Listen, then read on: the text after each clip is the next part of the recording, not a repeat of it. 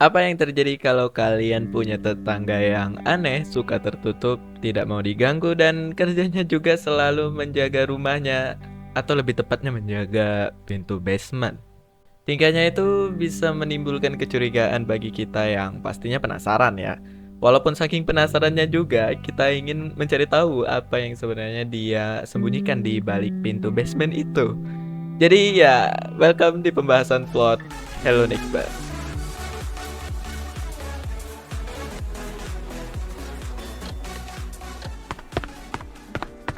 Hello Neighbor itu adalah game bergenre stealth puzzle horror yang dikembangkan oleh Dynamic Pixel yang dipubliskan oleh Tiny Build. Game ini rilis penuh di PC dan Xbox One pada tanggal 8 Desember 2017. Lalu disusul ke PS4, Nintendo Switch, dan mobile. Game ini juga udah punya sequel dan prequelnya, yaitu Hello Neighbor 2 dan Hello Neighbor Hide and Seek. Jadi tanpa berlama-lama, mari kita mulai pembahasannya dari Hello Neighbor Hide and Seek terlebih dahulu, karena ini adalah prequel dari game utamanya.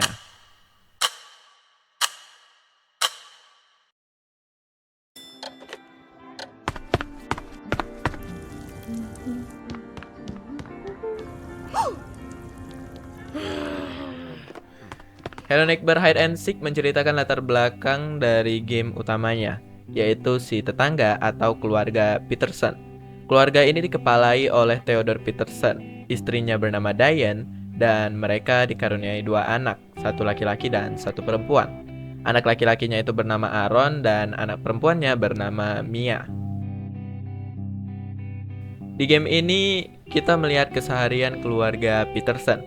Gameplaynya juga berfokus pada Aaron dan Mia yang bermain hide and seek atau petak umpet. Game dimulai saat keluarga Peterson pindah ke kota kecil bernama Ravenbrooks dan sedang membereskan perabotan rumah. Di dalam rumah, Mia dan Aaron itu sering bermain bersama dan biasanya mereka itu selalu bermain petak umpet, jadi hide and seek ya. Mia itu sering berimajinasi di dunia raksasa dengan tema yang berbeda-beda, yang tujuannya mencari barang-barang yang disembunyikan oleh Aaron. Setiap jam 12 tepat atau jam makan siang, Diane itu atau ibu mereka akan memanggil dan mengajak makan siang bersama. Di sini kita bisa lihat bahwa sikap si kakak Aaron sangat baik kepada Mia dan sering membantunya juga saat bermain petak umpet dengan cara memberikan petunjuk. Tapi pada saat suatu hari, saat Mia dan Aaron sedang bermain bersama dan jam menunjukkan waktu makan siang, ibu mereka itu tidak seperti biasa tidak memanggil mereka. Mereka berdua pun bingung karena ruangan rumah itu tampak kosong. Dengan inisiatif, mereka menyiapkan piring di meja makan lalu menunggu orang tuanya yang sedang pergi keluar.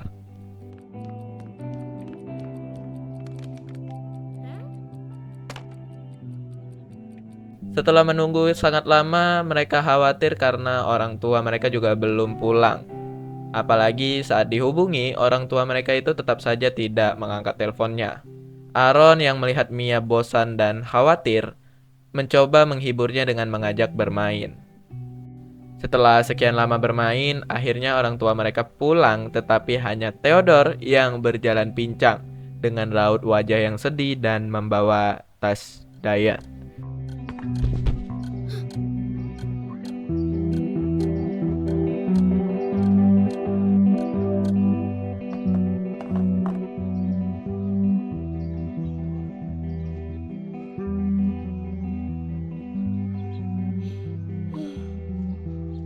Theodore akhirnya menceritakan kepada Aaron dan Mia bahwa ibunya itu tidak akan bersama mereka lagi.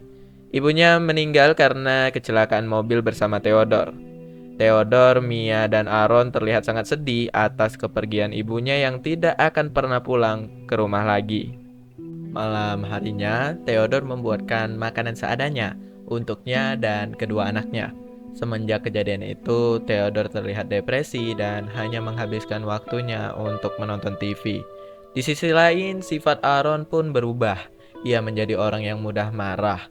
Di suatu ketika, Mia juga mencoba menghibur Aaron yang terlihat sangat sedih dan terpukul atas kepergian ibunya. Namun, Aaron tidak menghiraukannya. Tapi seketika, Aaron berubah pikiran dan mengambil senjata mainannya lalu mengajak Mia bermain bersama. Saat Mia kebingungan, Aaron menjatuhkan Mia dengan ekspresi marah. Setelah selesai bermain, Aaron mengganggu Mia dengan menembakkan senjatanya ke arah wajah Mia, sampai terhenti saat ayahnya mengajak makan bersama.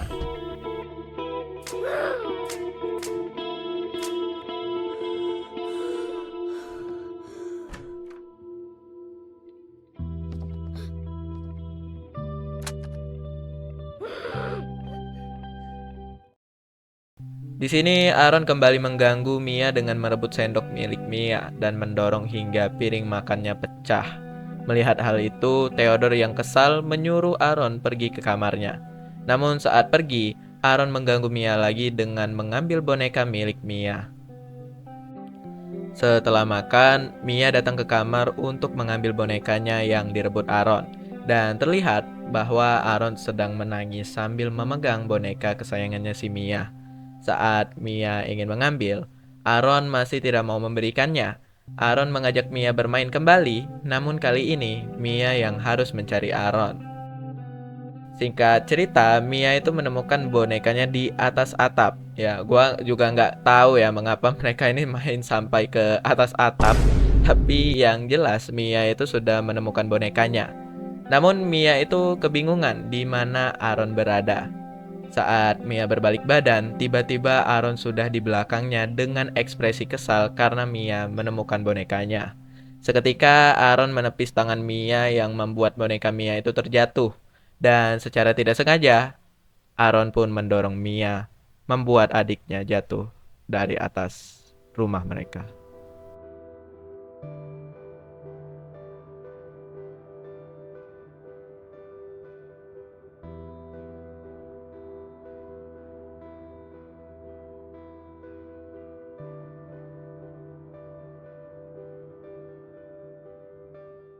Lalu di akhir cerita kita melihat Theodore mengubur anaknya Mia di halaman rumah mereka sendiri. Jadi begitulah plot atau cerita dari Hello Neighbor Hide and Seek. Memang memiliki cerita yang sangat sedih, di mana Theodore seperti selalu mendapatkan kesialan bertubi-tubi. Ia sudah kehilangan istrinya, belum bisa move on, malah ditambah lagi anak perempuannya yang selanjut menyusul ibunya, Diane.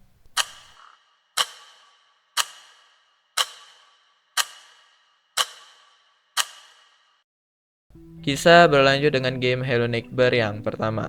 Di game ini kita bakalan berperan menjadi anak laki-laki bernama Nicky Rod. Nicky sebenarnya tinggal di depan rumah keluarganya Peterson. Keluarga Rod ini dikepalai oleh Jay Rod, istrinya Luen Rod, dan anaknya ya si Nicky ini. Keluarga Rod ini sering tinggal di tempat yang berbeda-beda karena orang tua Nicky itu tidak memiliki pekerjaan yang tetap di sekitar kota yang mereka tinggalkan. Tapi mereka itu akhirnya memutuskan kerja dan pindah ke Ravensbrooks di tahun 1995. Setelah pindah ke Ravensbrooks dan sudah selesai membereskan perabotan rumah, Nicky itu mencoba untuk bergaul dengan anaknya Theodore yaitu Aaron. Sebenarnya Nicky dari dulu memang takut dengan ayahnya si Aaron yaitu Theodore. Tetapi kita kurang tahu nih kenapa Nicky itu takut dengan Theodore. Namun yang jelas, Nicky itu tidak butuh waktu lama untuk berteman dekat dengan si Aaron. Mereka sering bermain bersama dan Aaron juga pernah mengajak Nicky ke taman hiburan ayahnya yang bernama Golden Apple. Tapi kita nggak bakalan bahas Golden Apple ini ya teman-teman. Singkat cerita, persahabatan Nicky dan Aaron tiba-tiba mulai merenggang karena Aaron itu tidak pernah terlihat lagi. Hello Neighbor yang pertama dimulai dengan Nicky yang bermain bola di tengah jalan. Saat mengejar bola, Nicky melihat ada kertas-kertas orang hilang yang ditempelkan di pohon-pohon sekitar sana, yang menunjukkan dua orang hilang dan sedang dicari. Tapi Nicky tidak menghiraukannya dan kembali lanjut mengejar bolanya. Saat mengambil bola, terdengar suara keributan di rumah keluarga Peterson. Penasaran, Nicky pun mengintip di jendela rumah Theodore. Saat mengintip, Nicky melihat Theodore mengunci pintu dan di belakang pintu tersebut ada suara teriakan dan ketukan keras. Nicky berusaha mencari cara untuk masuk ke dalam ruangan yang dikunci Theodore. Singkat cerita, Nicky berhasil masuk ke dalam pintu tersebut dan ternyata itu adalah ruangan basement. Saat menelusuri dan memasuki ruangan yang ada di basement tersebut, Theodore tiba-tiba datang dari belakang dan mengejarnya. Nicky pun berlari sekencang mungkin, namun menemukan pintu yang dikunci dengan 3 gembok dengan warna yang berbeda-beda. Sehingga Nicky pun tertangkap oleh Theodore.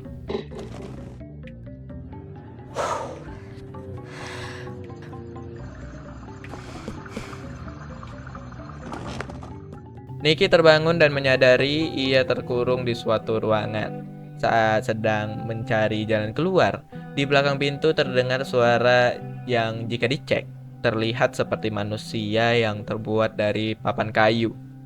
Setelah itu, ia menghilang pada saat Nicky sudah keluar dari ruangan tersebut. Tanpa berpikir panjang, Nicky mencari jalan keluar. Ia menemukan jalan keluarnya dari basement menuju ke halaman belakang rumah Theodore. Nicky melihat pagar rumah Theodore yang sudah di-upgrade ke tembok level 16 dan untuk rumahnya kayaknya udah TH level 9 kayaknya. Nicky melihat bahwa pagar rumah Theodore itu sudah dibuat sangat tinggi. Begitu juga rumahnya. Ya, aku agak heran juga ya, orang-orang di Ravenbrooks itu pada nggak curiga apa ya? Ya, walaupun gitu tidak memungkinkan untuk kabur ya yang jelas, tetapi Nicky juga mempunyai 3 cara untuk menuju rumah dan kabur dari rumahnya Theodore. Singkat cerita, Nicky berhasil kabur dari rumah Theodore. Theodore yang mengetahuinya hendak mengejar dan menangkap Nicky. Namun di dalam rumahnya terdengar suara pecahan kaca yang membuat Theodore membatalkan niatnya.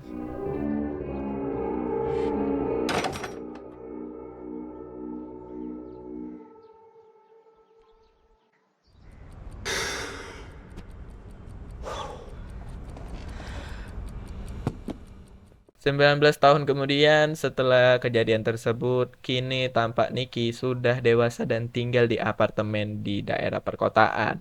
Namun, ketika bangun dari tidur, Nicky mendapatkan surat pengusiran dari apartemennya karena kemungkinan selalu menunggak bayaran.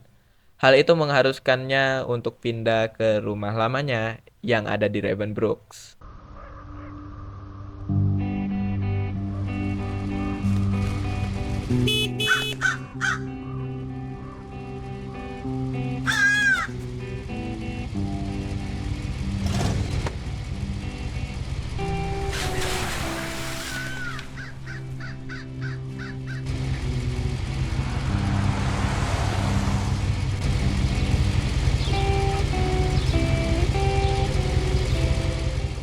Setelah sampai, ia melihat rumah Theodore sudah hancur terbakar. Saat Nicky mengecek rumah Theodore yang hancur itu, Nicky seketika pusing dan melihat bayangan hitam yang disebut sebagai The Thing. Nicky pun kembali ke rumahnya lagi dan masuk ke dalam rumahnya yang berantakan. Saat melihat foto lamanya, ia melihat bayangan yang lewat dari jendela. Sebelum kemudian telepon rumahnya berdering. Mengangkat telepon, ia melihat lagi sosok bayangan hitam di seberang jalan. Nicky menganggap bahwa ia kelelahan, ia pun memutuskan tidur di sofanya.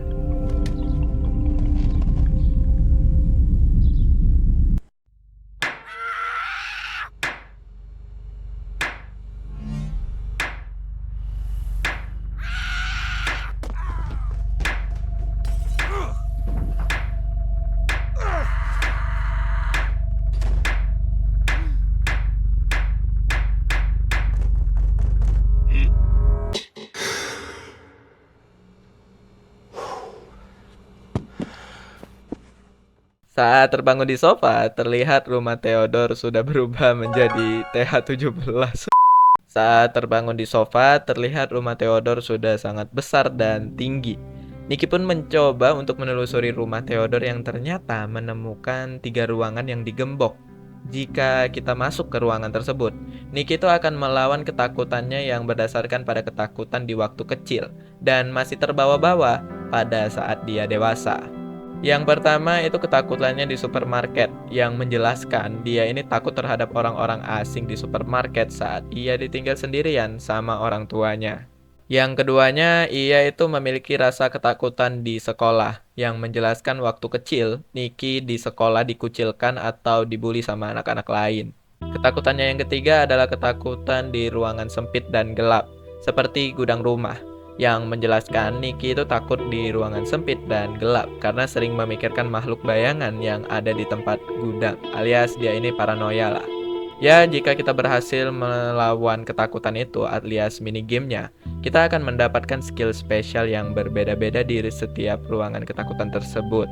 Setelahnya, Nikki berhasil melawan ketakutannya dan lanjut kembali menelusuri dan mencari cara untuk masuk ke dalam basement rumahnya Theodore. Sama seperti waktu masa kecilnya saat mau masuk ke dalam ruangan di dalam basement, Theodore mencegahnya untuk masuk. Tetapi Nikki mendorong Theodore sampai terjatuh lalu mengunci pintu ruangan tersebut dari dalam.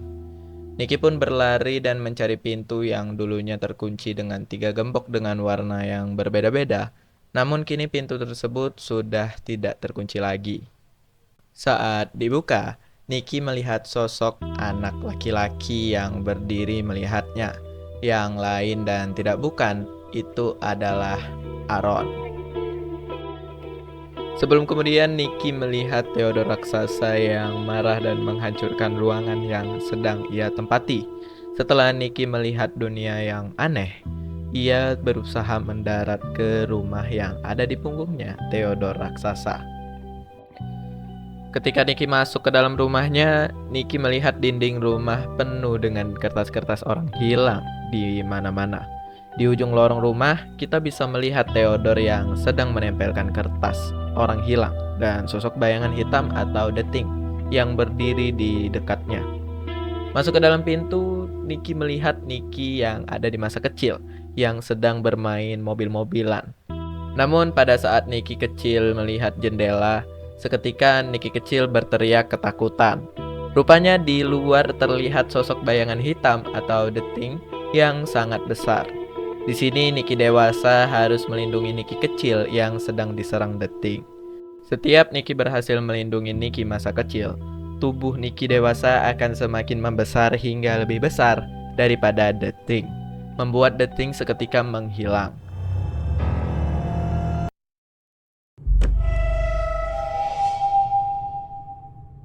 Nikki ditempatkan di dunia yang sangat kosong. Hanya saja ada rumah kecil dan pintu berwarna hijau di sekitarnya. Jika kita ingin melihat rumah kecil, kita akan melihat Theodore yang mengunci atau memblokade pintu sebelum kemudian terdengar ada yang menendang-nendang pintunya di sebelah ruangannya.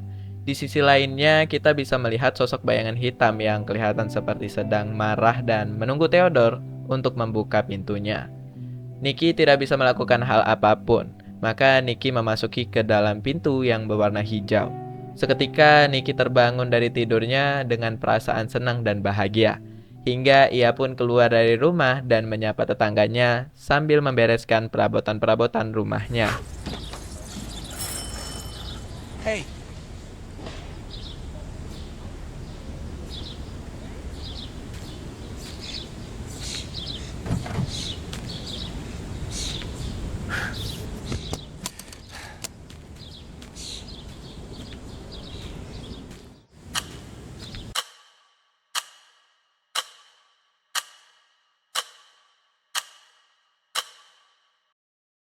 Dan itu dia cerita dari Hello Neighbor pertama dan Hello Neighbor Hide and Seek.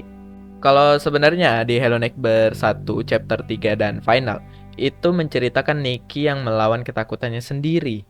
Ketakutan ini sebenarnya didapatkan ia saat masih kecil dan masih terbawa hingga dewasa.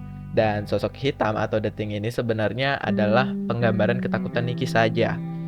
Kalau kalian selalu tertangkap di Hello Neighbor pertama, chapter 1 dan 2-nya, kita akan mendapatkan cutscene atau gameplay singkat yang menjelaskan tentang Theodore yang kecelakaan dengan Diane dan bagaimana Mia meninggal. Pada saat itu juga kita menemukan sosok berpapan kayu, yang sebenarnya papan kayu itu yang mirip anak-anak kecil itu adalah Mia dan Aaron. Sebenarnya Aaron dan Mia ini kenapa dijadikan sosok papan kayu ini karena berbagai bentuk ingatan Nikki yang sudah samar-samar dengan waktu masa kecilnya. Atau mungkin pada saat itu si developer belum memiliki modeling karakter dari Mia dan Aaron. Karena sebenarnya game Hello Neighbor adalah series pertama yang dilanjutkan dengan Hello Neighbor Hide and Seek. Pada saat awal game Hello Neighbor, Nikki melihat Theodore yang terlihat sedang menyiksa seseorang hingga menguncinya di basement.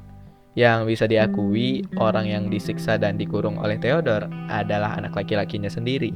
Dan sebenarnya juga kertas siming atau jika dibalik hurufnya jadi missing, alias orang hilang yang dicari, itu yang membuatnya adalah Theodore sendiri. Karena terlihat sosok dua anak laki-laki dan perempuan yang menghilang, yang membuktikan jika kedua sosok itu adalah Mia dan Aaron. Dan sebenarnya juga mengapa Theodore ini membuat kertas orang hilang itu sebagai upaya menutupi keberadaan Aaron dan Mia agar seolah-olah kedua anaknya itu benar-benar hilang.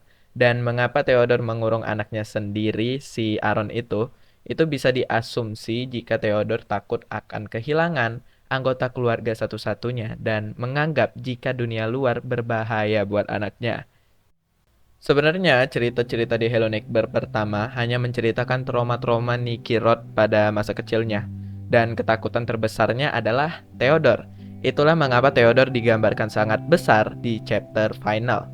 Dan pada saat itu, Nicky kan berhasil bebas dari rumah Theodore. Nah, kita mendengarkan suara pecahan kaca yang sepertinya ya, itu adalah Aaron yang berusaha untuk kabur. Jadi itulah mengapa Theodore membatalkan niatnya untuk menangkap Nicky kembali. Ya, walaupun begitu, Theodore memiliki latar belakang yang sangat menyedihkan. Dari yang kehilangan istri, kemudian kehilangan anak perempuannya. Dan itu aja pembahasan plot pertamaku. Sorry banget kalau dalam penyebutan dan percakapan gua ada yang salah ya. Dan juga jika ada yang kurang dari pembahasannya mungkin bisa ditambahkan di kolom komentar. Bagaimana dengan menurut teman-teman? Silahkan komen pendapat kalian di bawah tentang game ini. Subscribe and like video ini. Kalau mau join Discordku, linknya ada di deskripsi. Dan kalau kalian pengen request game, boleh banget komen di kolom komentar. Dan join Advance to TNSB.